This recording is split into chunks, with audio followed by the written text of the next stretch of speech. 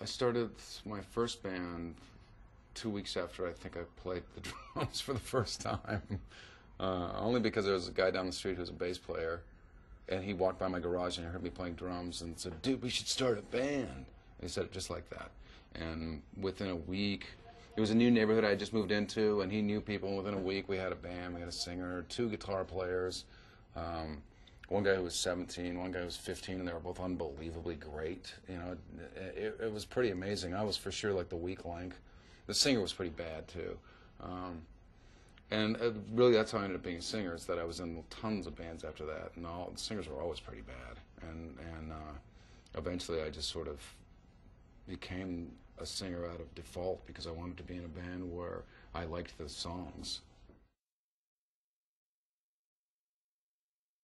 You know, it wasn't just creative differences. A lot of it too was kind of a band sort of negotiating on how we were going to conduct our business.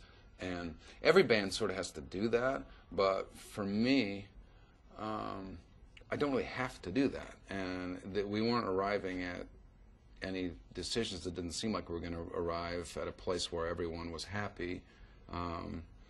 And I came from a place where I was making my own records and had a solo career and was perfectly happy to go and do that again.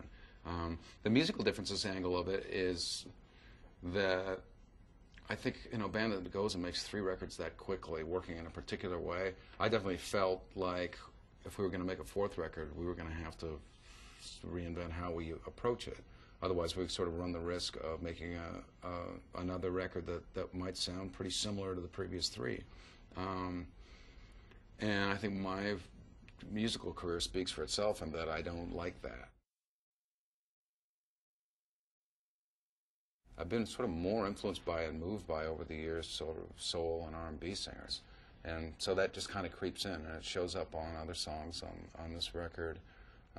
She'll Never Be Your Man, I think, is one of them, which is also, you know, a song that I didn't necessarily think was going to sound like that, but once I'm in the process of demoing the song and actually giving it a voice, you know, turning on the microphone and singing it,